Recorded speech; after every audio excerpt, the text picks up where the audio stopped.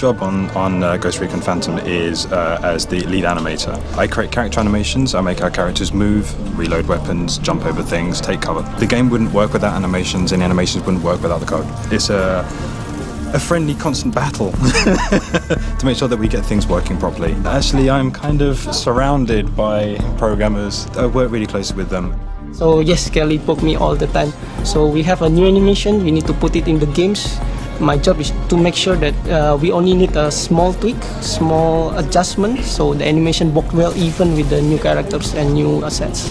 I tend to do most of my research online, just looking at videos to look at actions. It's quite difficult to get your hands on an SA-80 assault rifle here in Singapore. However, what is good is be able to act out the motion yourself, because then you realise if the animation you're doing is believable or not, or natural. I do tend to make a bit of a fool of myself inside the office, yeah, kind of prancing around and doing actions. I think the guys around here have kind of got used to me. So you can see him like taking a fake gun and actually posing and testing out some of the moves.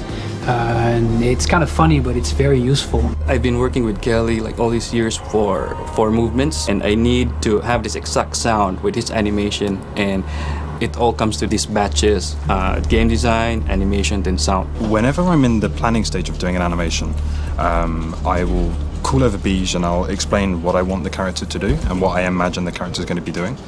So it gives him a bit of a heads up so that he can be thinking about audio-wise what he's going to do and start to prep for that. Once I've finished the animation, I sit back down with him and show him through, and then he takes over and adds all the good stuff. Well, sound design is paramount for any game really, but Ghost Recon Phantoms in particular, because it really adds to the sense of immersion.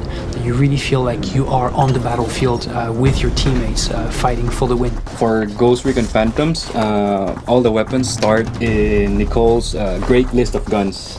So we start processing by, editing, adding effects, making it loud, making it distinct from the other guns.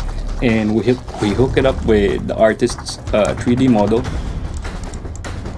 and animation for the reloads, and that's it. There's naturally an immense amount of creativity on Ghost Recon Phantoms. Everybody can contribute to ideas and feedback.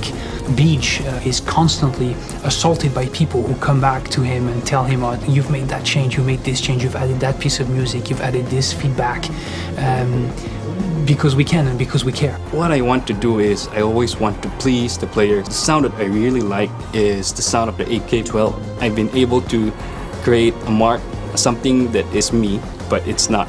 Something like a blend of both, and that makes me very proud. The slightest mistake has an immediate impact and an extremely long-term memory. People remember you for what you've done,